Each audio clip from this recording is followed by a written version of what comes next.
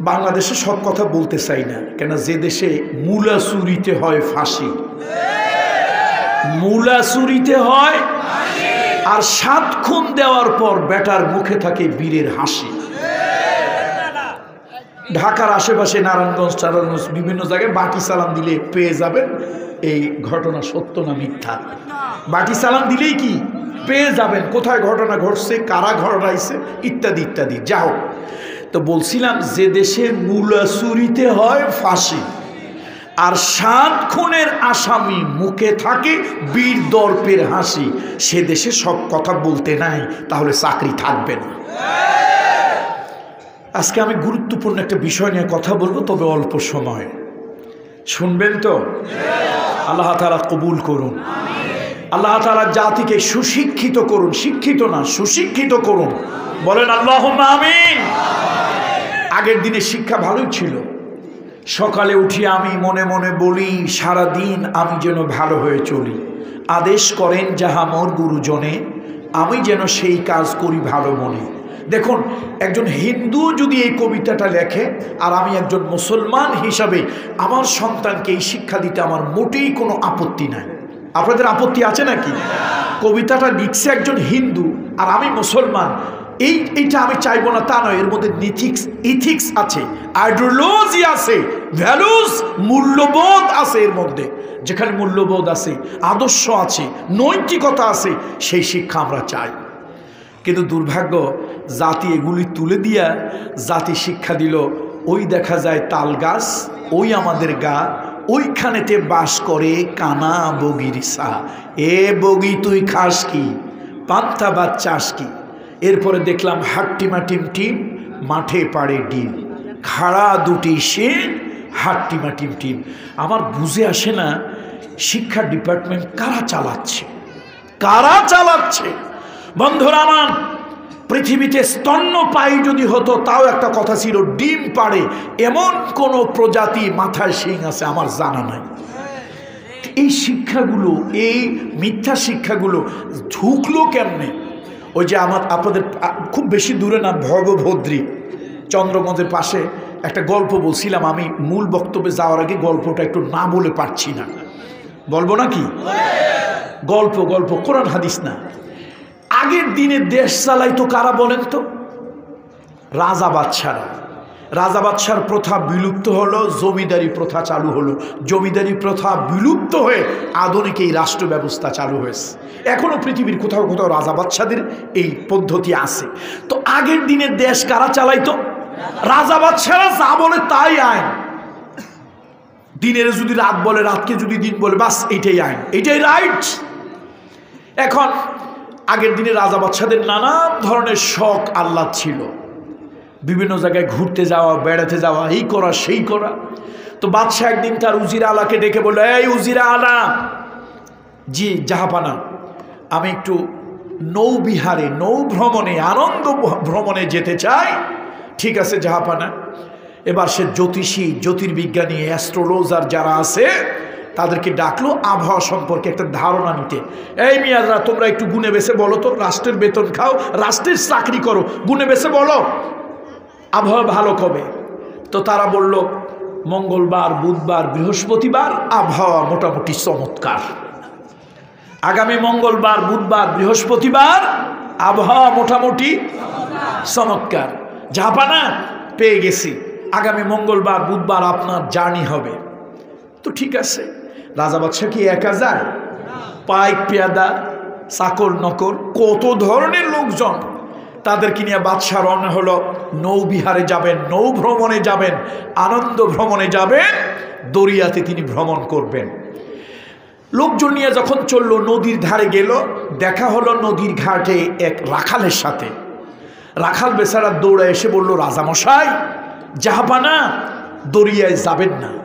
কেন যাব না? কয় যে ঝড় তুফানের সম্ভাবনা আছে। এই বেটা, তুই লেখাপড়া করিস কোথায়? কয় না হুজুর, আমি লেখাপড়া না, আমি একেবারে ইলিটারেট, আমি তো একজন মূর্খ।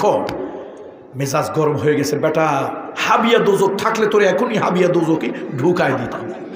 এত টাকা বেতন দিয়া শিক্ষিত লোকদেরকে চাকরি দিছি, তারা বলছে মঙ্গলবার, বুধবার, বৃহস্পতিবার, কি কথা কয় না পাবলিক, আবহাওয়া চমৎকার। তো বাস বাদশাহ তার কথাটা তো শোনে নাই, হুজুর যাবেন না, ঝড় বৃষ্টির সম্ভাবনা। বাদশাহ গেছে, আনন্দ ফুর্তি করছে। বিকাল বেলায় উত্তর গগনে পশ্চিম গগনে একটু মেঘের ঘনা ঘটা, এরপরে গাঢ় মেঘ, তারপরে গুড়ি গুড়ি বৃষ্টি, রাত আসতে না আসতে মুষালধারে বৃষ্টি। বাদশাহ তার চাকর নকর তার সৈন্য সেমন্ত সব নিয়ে কাউয়া ভেজা হয়েছে। বলেন তো মেজাজ ঠান্ডা না গরম? আজ কথা, পানিতে ভিজলে কি মেজাজ গরম হওয়ার কথা নাকি? মেজাজ কি? মেজাজ গরম। এটা পানি ভেজা না, অন্য ভেজার কারণে কাউয়া ভেজা হয়েছে। যা হোক, বাদশাহ চলে গেল রাজ দরবারে, রাজবাড়িতে চলে গেল। সকালবেলায় রাজ সিংহাসনে আরোহণ করলেন। মেজাজ ঠান্ডা না গরম? এই উজির আলাম, ওই তোর আবহাওয়া অফিসারদেরকে ডাক। সবাই কাঁপতে কাঁপতে আসলো। আগে জি জাহাপানা বলুন। বলল, আমি যে নৌবিহারে গেলাম, তোমরা একটু ভুল ইনফরমেশন আমাকে কেন দিলে? জাহাপানা, আমরা তো গুনে বেছে বলছি সম্ভাবনা, তো আসলে আমাদের গোনাবাসাটা ঠিক হয় নাই। বলল ওই রাখালে নিয়ে আয়। তো সরকারের গোয়েন্দা বাহিনী চ্যাংদোলা করে বেচারা নিয়ে আসছে। এসে বলল, বেটা তুই কিসের ভিত্তিতে বললি? এতগুলো শিক্ষিত লোক বেতন দিয়ে রাখি, তারা বলতে পারলো না তোর কথা রাইট হইলো, তুই আমার আবহাওয়া অফিসার। হুজুর সর্বনাশ করছেন, জাহাপানা এটা করবেন না, আমি একেবারে মূর্খ। আর হুজুর এটা তো আমি বলি নাই। তো কে বললো? কয় বলছে আমার ছাগলে। বলছে আমার? তোর ছাগলে কেমনে বললো? কয় যে হুজুর আমি তো এই ছোটবেলায় বাপ মারা গেছে, জীবন জীবিকার তাগিদে পেটের দায়ে আমি ওই ভেড়া ছাগল বকরি রাখাল হয়েছি। এই ছোটবেলা থেকে শুধু চড়াই যা পাই তাই দিয়ে কোনো মতে দিন চলি। হুজুর আমার বাস্তব দেখা, প্রকৃতিতে যখন দুর্যোগ আসে তখন এই ছাগলগুলি ভ্যাঁ ভ্যাঁ করে আর ঘন ঘন মতে। ঘন ঘন বলতে পারতেন হুজুর একটু ভাষাটা ভালো হইলে ভালো হয়। ভাই ও যেরকম লেখাপড়া করছে ওর ভাষা ওইরকমটাই ঠিক আছে। হুজুর জাহাপানা ওই ছাগলের এইটা দেখে আমি বুঝছিলাম একটা কিছু হবে, তাই নিষেধ করছিলাম। বাদশা কয় তাই?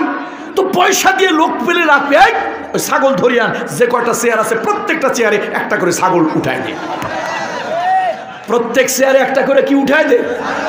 এই যে সেখান থেকে রাষ্ট্রীয় পদে, ওই সেই বাদশার আমল থেকে রাষ্ট্রীয় পদে দলীয় কারণে আত্মীয়করণ করার কারণে কিছু ছাগলেরা চেয়ারে পদে পদায়ন হয়েছে। কিছু ছাগলেরা কি হয়েছে বলেন তো? পদে পদে পদায়ন হয়েছে। যার কারণে শিক্ষার মান যেরকম থাকা দরকার, শিক্ষার মান যেরকমটি হওয়া দরকার, শিক্ষার মান সেরকমটি নাই। এ দোষ কি আমার? এ দোষ আমার নয়। সুতরাং এই জাতিকে সুশিক্ষিত করার জন্য যা কিছু করা প্রয়োজন, আমার মনে হয় শিক্ষিত লোকেরা এগিয়ে আসবেন। আজকের যিনি প্রধান অতিথি, নিশ্চয় তিনি একজন গুণীজন ব্যক্তি, ডানপন্থী বুদ্ধিজীবী, ইউনিভার্সিটির টিচার, বিশেষ করে ঢাকা বিশ্ববিদ্যালয়ের টিচার মানি হলো প্রাচ্যের অক্সফোর্ডের একজন টিচার। নিঃসন্দেহে তারা বুদ্ধিজীবী, হয়তো কেউ বাম কেউ ডান। সুতরাং আমি প্রত্যাশা ব্যক্ত করব যে এই সকল বুদ্ধিজীবীরা জাতির সন্তানকে অশিক্ষা কুশিক্ষা থেকে, অনৈতিক শিক্ষা থেকে বাঁচানোর জন্য, মানুষ বানানোর জন্য, সে হিন্দুর সন্তান হোক, ধর্ম যার যার আলাদা, দেশটা আমাদের সবার। আপনারা কি আমার সাথে একমত না দ্বিমত পোষণ করছেন? ধর্ম যার যার আলাদা, দেশটা আমাদের সবার। সুতরাং এই দেশের হিন্দু, বৌদ্ধ, খ্রিস্টান, মুসলমান, এই বাংলাদেশের আলো বাতাস মাটি সকলের অধিকার আছে, রাইটস আছে। আমি মনে করি প্রত্যেক ধর্মের সন্তানদেরকে তার ধর্মীয় রীতিনীতি অনুযায়ী তাকে নৈতিক শিক্ষা, নীতির শিক্ষা দেওয়া উচিত।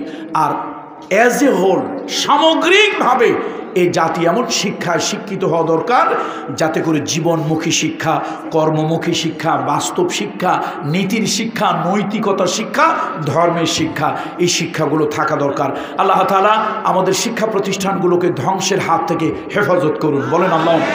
কেন আমিও ছোটোখাটো শুধু এই মঞ্চে কথা বলতে দেখেন তা নয়, আমিও ছোটোখাটো ভাঙাচুর একজন মানুষ, আমিও শিক্ষার সাথে সম্পৃক্ত আছি।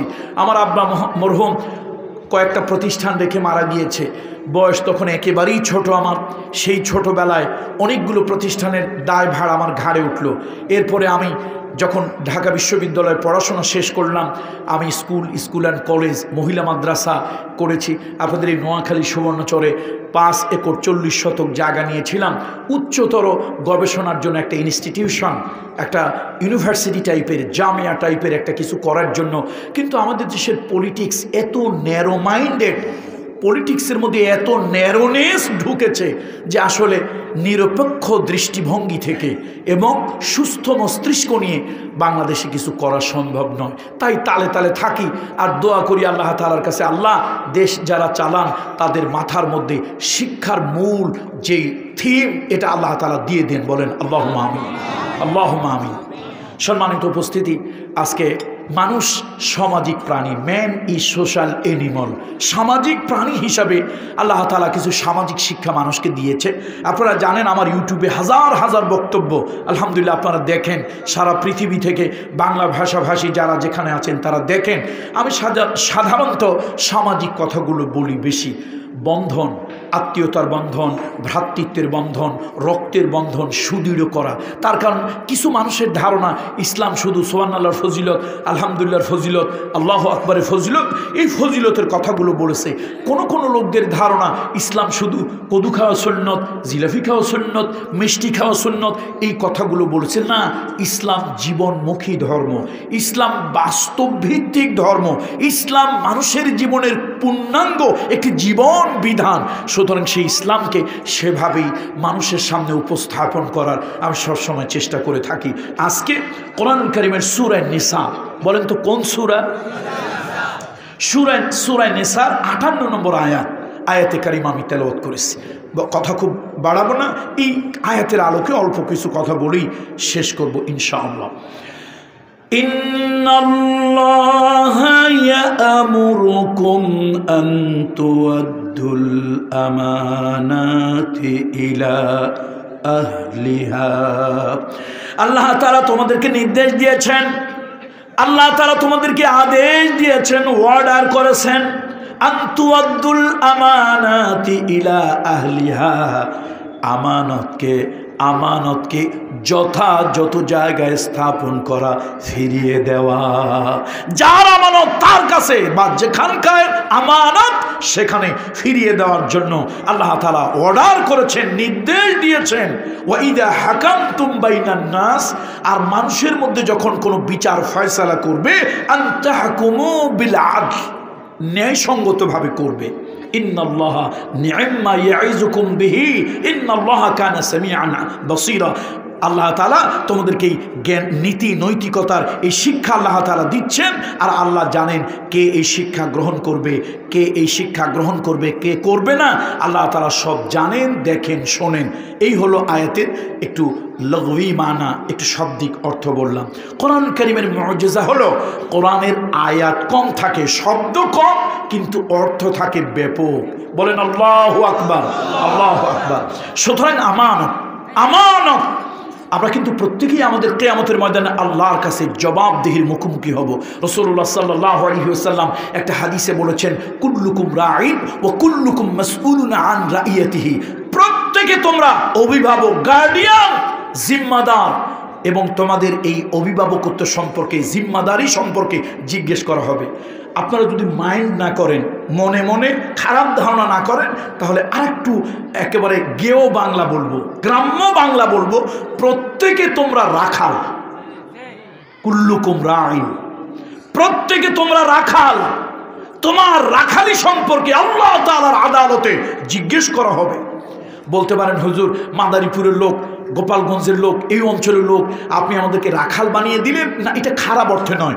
একটা রাখাল যেরকম তার অধীনে ভেড়া, বকরি, ছাগল, দুম্বা, ক্যাটেল বা চতুষ্পদ জন্তু যাই হোক, এটা তার অধীনে থাকে। বাঘ ভাল্লুক থেকে হেফাজত করতে হয়, বাঘ ভাল্লুক থেকে হেফাজত করতে হয়। তার সংখ্যা মালিককে গুণে বুঝায় দিতে হয়। চোর ডাকাত থেকে হেফাজত করতে হয়। তার পেট ভরলো কিনা, খাওয়া দাওয়া ঠিক মতো পেলো কিনা, যথাযথ ডিউটি, দায়িত্ব থাকে, কর্তব্য পালন করতে হয়। এই অর্থে রাসূলুল্লাহ সাল্লাল্লাহু আলাইহি ওয়াসাল্লাম বলেছেন, প্রত্যেকটা ব্যক্তি যার যার জায়গায় সে একজন রাখাল, অর্থাৎ আমি বাবা, আমি একজন রাখাল। আমার অধীনে আল্লাহ তাআলা কিছু লোক দিয়েছেন, আমার সন্তান সন্ততি, আমার স্ত্রী, আমার পরিবার পরিজন, এরা হলো আমার অধীনস্থ। এদের ব্যাপারে কিয়ামতের ময়দানে আল্লাহ তাআলা আমাকে জিজ্ঞেস করবে।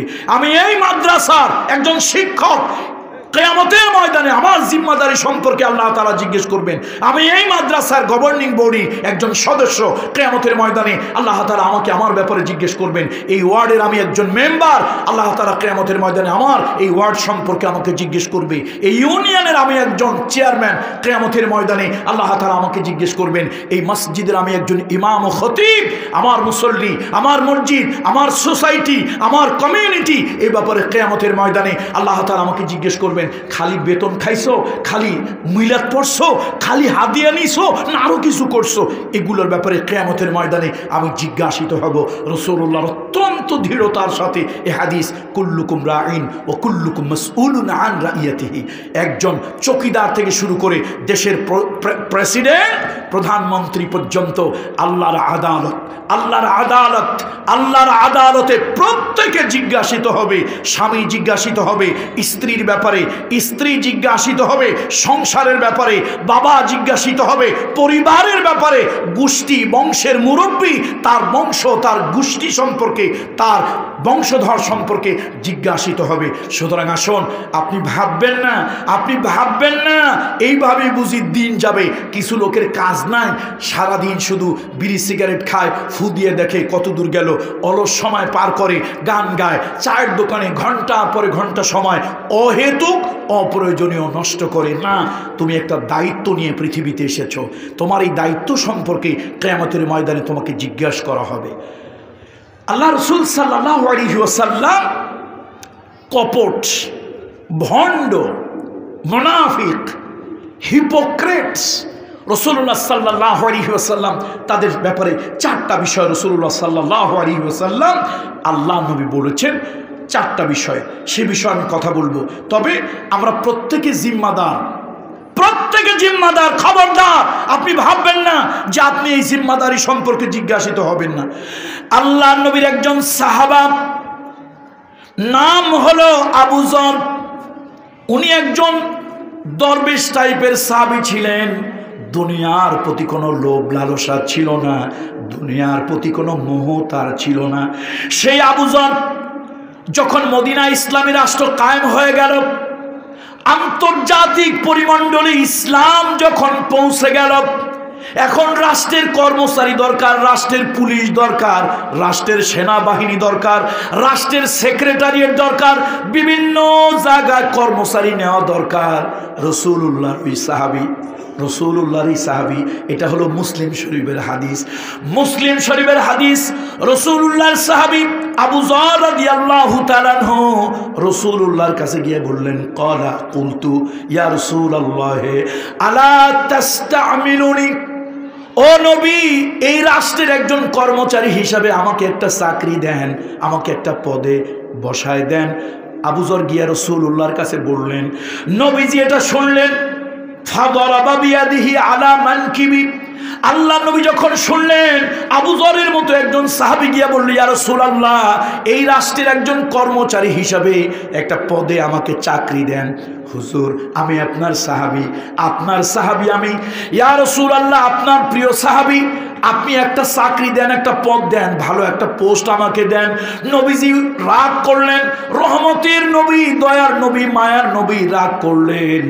আল্লাহ নবী সঙ্গে সঙ্গে উঠে দাঁড়ালেন, আর উঠে দাঁড়াইয়া আল্লাহ নবী এই হাত দিয়া তার কাঁধের উপরে একটা থাপ্পড় মারলেন, চাপড় মারলেন, আলা মানকিবি। ফাকাল সুম্মা ক্বালা, অতঃপর নবীজি বললেন, ইয়া আবু যর, ও আবু যর, ইন্নাকা যায়ীফুন ওয়া ইন্নাহা আমানাতুন।